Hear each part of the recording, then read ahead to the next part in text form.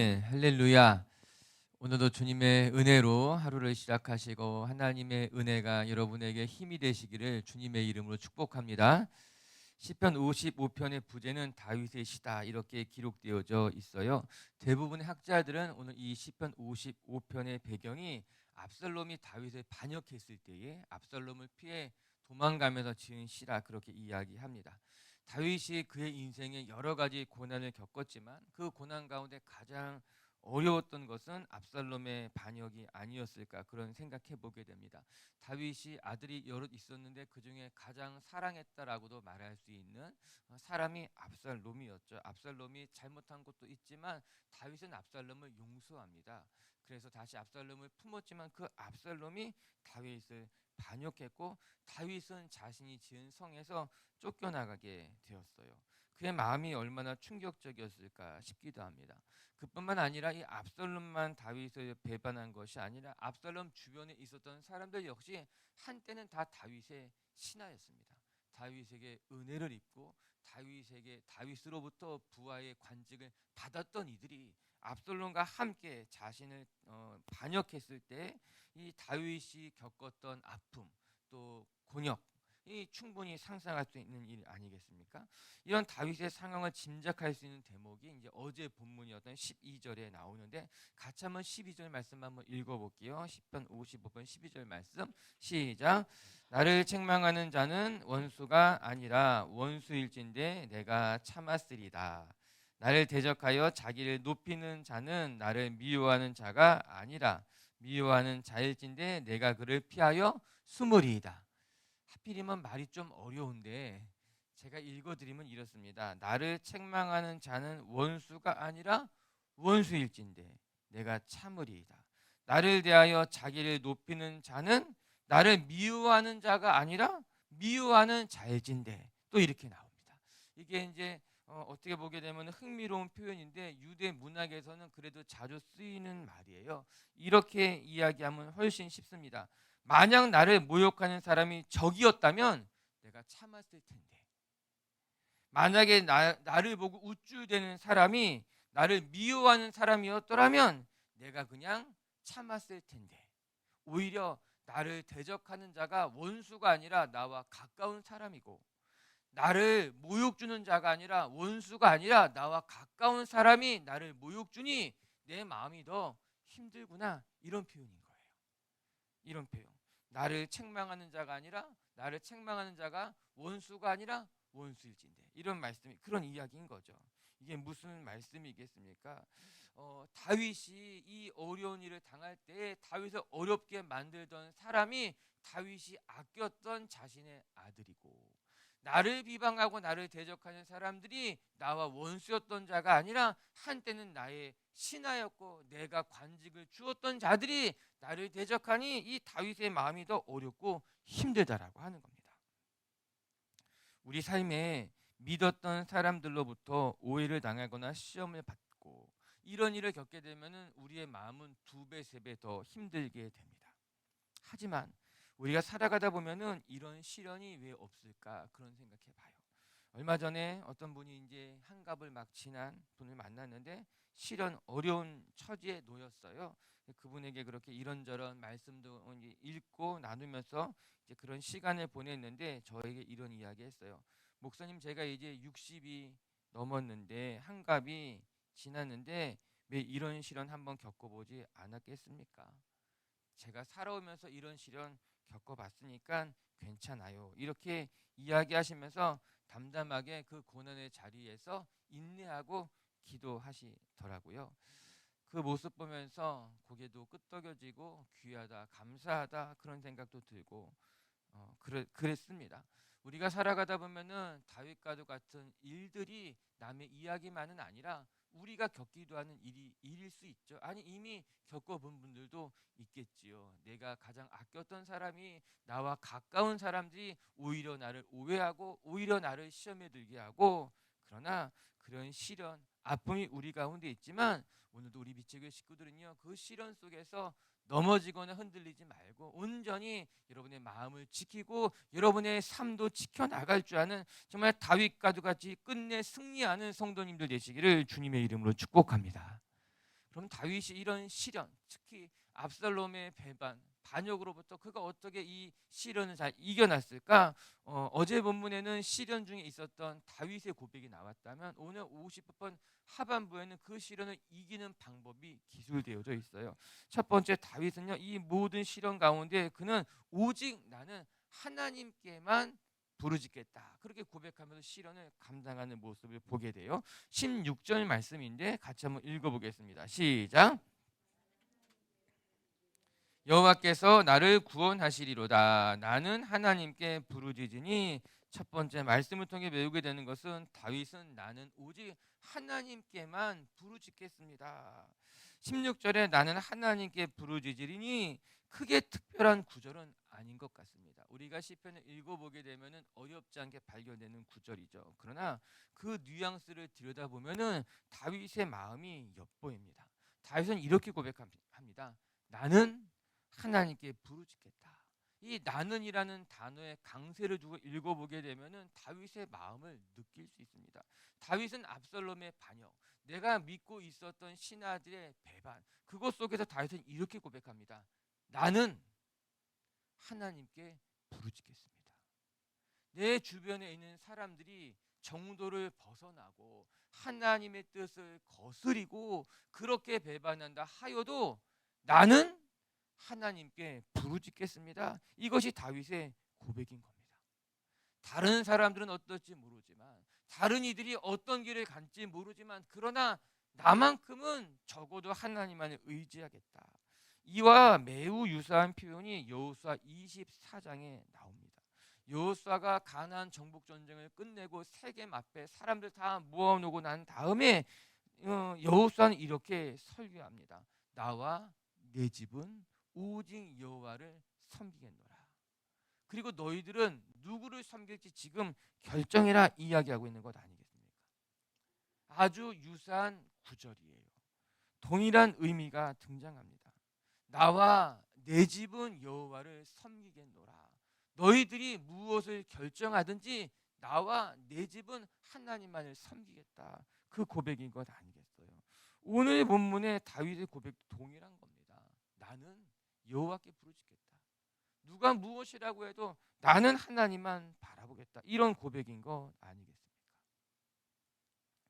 이 나는이라고 하는 단어를 더 잘 번역하기 위해서 우리말 성경과 세번역 성경을 읽어보게 되면 이 나는이라는 단어, 이 인칭 대명사를 강조하기 위해서 오직이라는 부사를 덧붙이게 됩니다. 그래서 우리말 성경 읽어보게 되면 오직 나는 하나님께 부르짖겠다. 세번역 성경에도 나는 오직 하나님께 부르짖겠다, 이렇게 번역하는 것을 살펴볼 수 있습니다.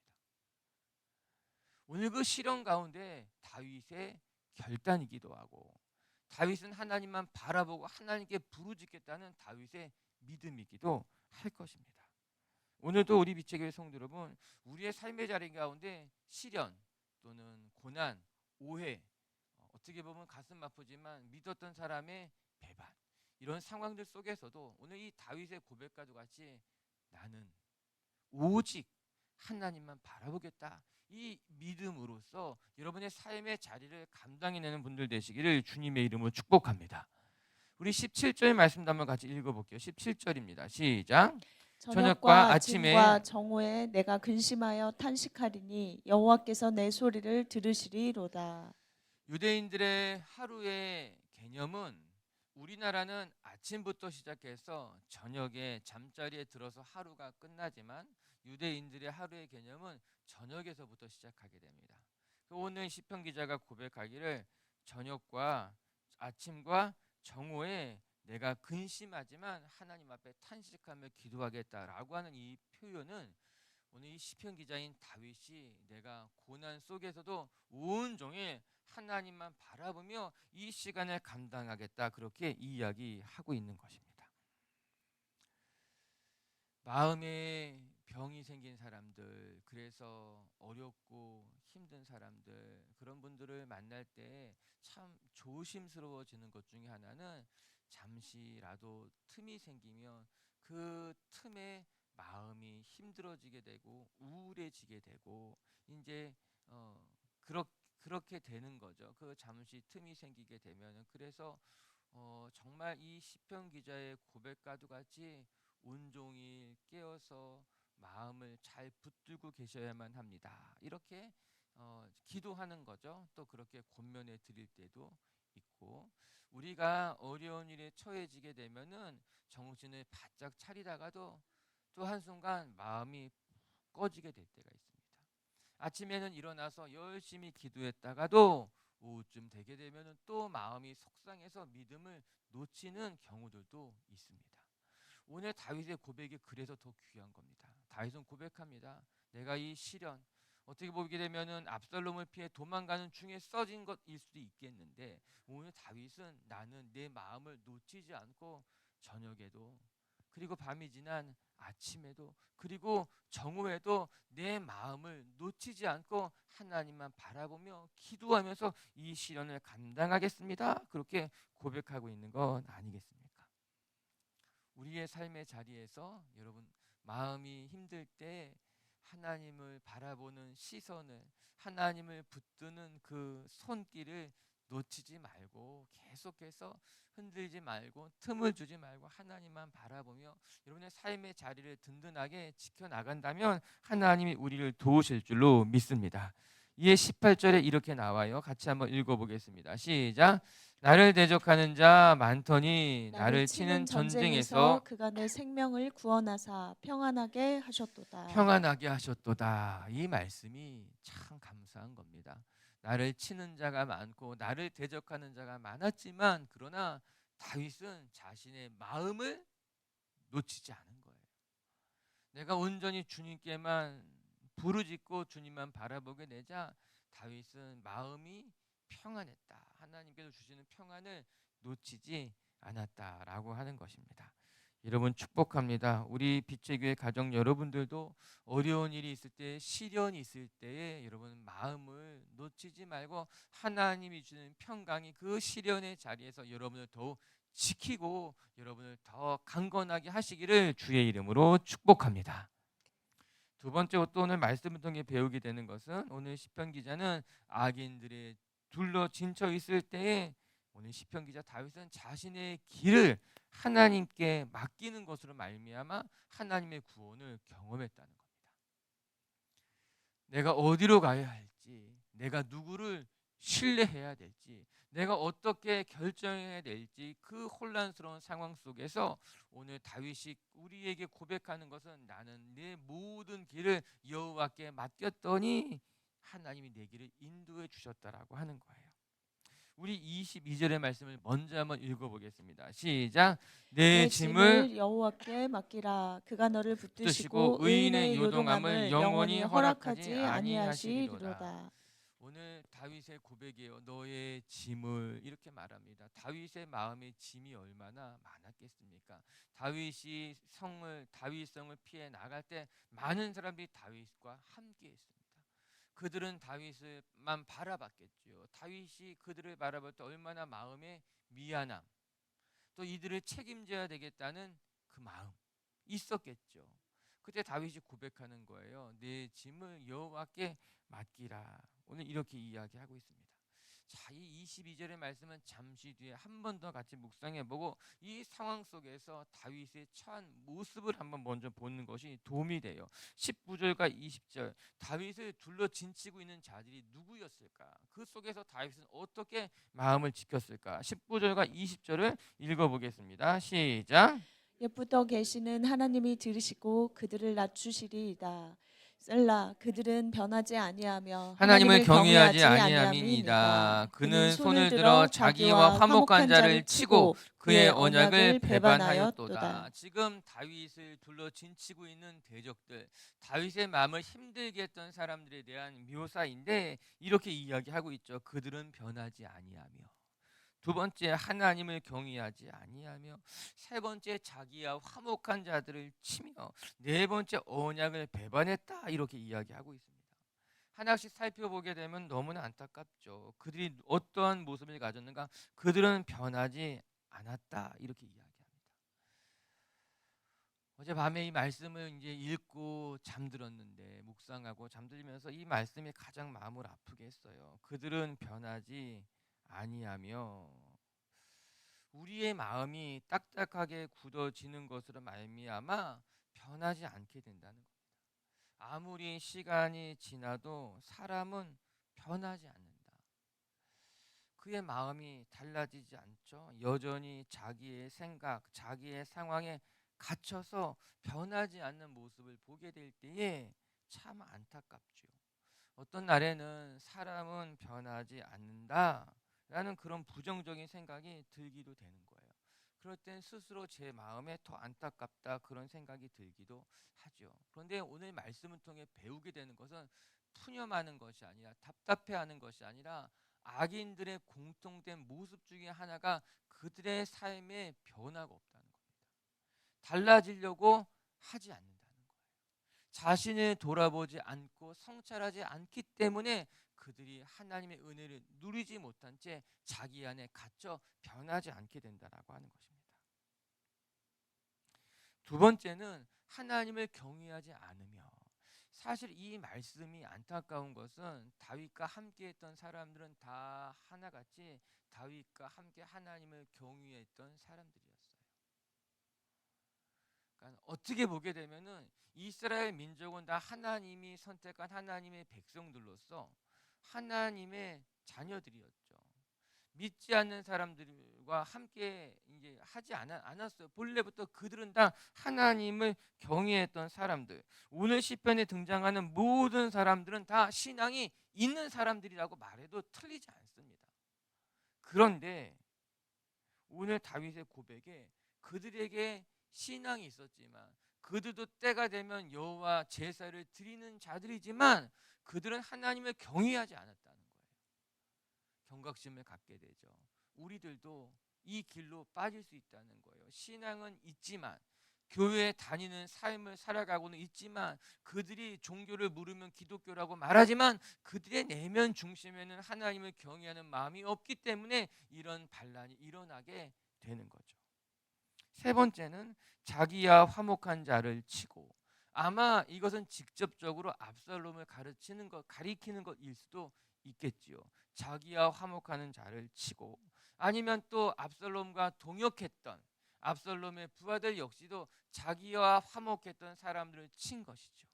이 말을 좀 더 우리식으로, 지금 우리의 형편에 맞게 번역해 본다면, 우리말 성경을 보니까요 이렇게 번역하고 있어요. 자기 동료들을 대적하고 대항하고, 이렇게 말하고 있어요.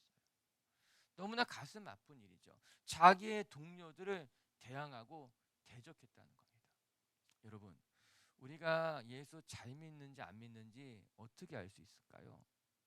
우리가 예수 잘 믿는지 안 믿는지는 믿지 않는 사람들과 사귀는 모습을 보면 알 수 있는 게 아니라, 믿는 사람들의 모습을 보면 알 수 있어요. 믿지 않는 사람들 앞에서 우리는 교회 다니는 사람으로서 자신의 모습을 지키려고 하죠. 그런데 믿는 사람들끼리의 모습을 들여다보면은 그때 비로소 그 사람의 정체성, 그 사람의 진짜가 드러나는 거예요. 교회 안에서 그 사람을 보면 보인다는 거예요. 자기의 동료들에게, 자기의 대적들이 아니라 가장 가까운 사람들에게 어떻게 하는가를 보면은 안다는 거예요. 네 번째는 이렇게 나옵니다. 네 번째 무엇을 보게 되면은 언약을 배반했다고 나옵니다. 하나님이 주시는 약속이 있음에도 불구하고 그 약속을 떠나서, 하나님을 결국에는 떠나서, 하나님이 기름 부으신 다윗을 떠나서, 하나님이 언약한 다윗의 언약을 떠나서 행했다, 그렇게 이야기하고 있어요. 이 시의 배경이 압살롬의 반역이기에 이런 고백들이 나오는 것 같아요. 믿었던 사람들의 배반, 그 속에서 다윗이 느꼈던 심경들, 다윗의 마음이 힘들었을 겁니다. 다윗을 해하려는 이들을 보면서 다윗은 회의감을 느꼈을 겁니다. 그런데 그때 다윗이 어떻게 했는가? 그게 22절의 말씀이에요. 내 마음이 너무나 힘들고 어려운데 다윗은 그 모든 짐을 하나님께 맡겼다는 겁니다. 내가 짊어져야 되는 그 모든 짐을, 내 마음에 들었던 여러 가지 아픔의 상처들을, 속상한 마음들을 다 하나님 앞에 맡겼다. 그렇게 성경은 이야기하고 있더라고요. 다윗은 진짜 믿음의 사람이구나, 하나님을 의지하면서 살았구나 싶은 거예요. 위기의 상황이 오면 그때 비로소 그의 믿음이 빛을 발합니다. 어려운 처지에 놓이면 그 사람의 본 모습이 드러나게 되어 있습니다. 사무엘 하 16장을 보면 다윗이 압살롬의 반역을 피해 도피하는 장면이 나옵니다. 그런데 그때 누가 등장하나 하면은 시므이라는 사람이 등장합니다. 시므이는 베냐민 가문의 사람으로서 어떻게 보면은 사울가의 사람이었죠. 이 시므이가 다윗의 도피 행렬에 나타나서 다윗을 모욕했습니다. 아마도 시므이는 이제 이 나라의 기운이 압살롬에게 넘겨갔다. 이제 다윗은 이빨 빠진 호랑이가 됐으니 내가 다윗 한번 저주해도 되겠다 싶어서 이 시므이가 다윗을 향해 독소를 내뿜게 됩니다. 다윗의 마음이 얼마나 속상했을까요? 내가 힘이 있었을 때는, 내가 이 나라를 다스렸을 때는 아무 말도 하지 못했던 저 사람이 내가 이제 쫓겨나나 싶으니 자기 앞에 나타나서 저주와 독소를 내뱉을 때 다윗의 마음이 어떠했을까? 그런데 다윗이 그 사람 하나 치지 못했을까요? 칠 수 있었습니다. 다윗과 함께 있었던 군대 부장이 이야기합니다. 내가 저 사람을 치리까? 이때 다윗의 고백이 무엇입니까? 내버려 두라는 거예요. 그가 잘못한 것이라면 하나님이 그를 칠 것이고, 내가 잘못한 것이라면 하나님이 나를 칠 것이니 그를 그냥 내버려 두라는 거예요.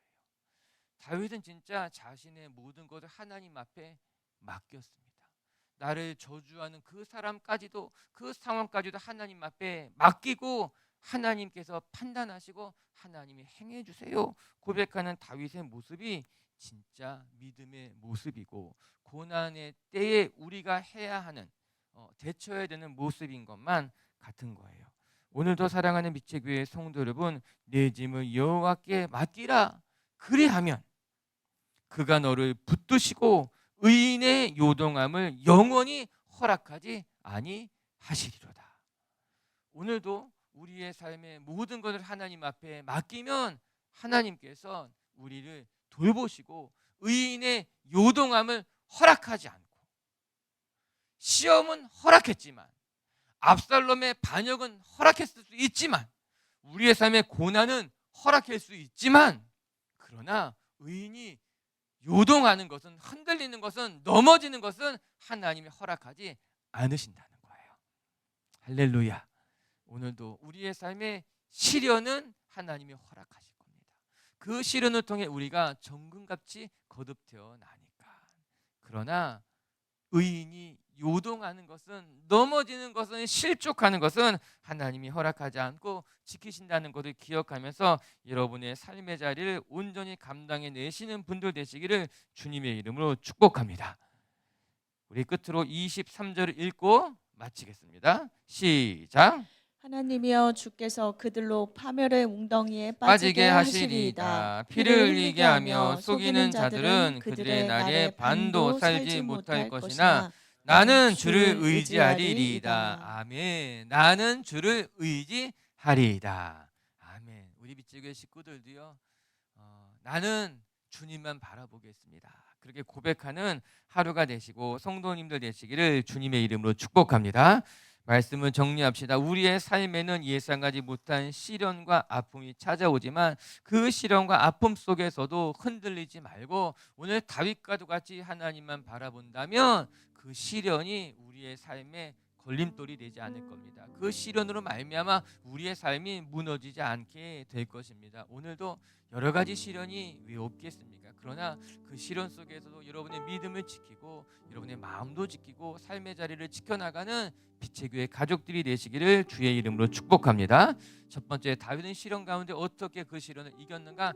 나는 오직 하나님께만 부르짖겠다. 오늘도 우리 빛의 가족들이 사람들을 붙잡고 하소연하고 무엇인가 세상적인 지푸라기라도 붙들려고 하지 마시고 시련이 올 때 그 시련의 자리에서 나와 내 집은 하나님만 섬기고 하나님만 붙들고 하나님께만 부르짖겠다고 고백하는 사람들 되시기를 주의 이름으로 축복합니다. 두 번째, 우리의 삶에 여러 가지 시련이 마치 무거운 짐과 같이 우리를 짓누를 때에 오늘도 그 모든 짐을 하나님께 맡기는 것으로 말미암아 하나님 내 길을 인도해 주옵소서, 하나님 내 입술을 주장해 주십시오 고백하면서 그 시련을 감당해 나가는 성도님들 되시기를 주님의 이름으로 축복합니다. 같이 함께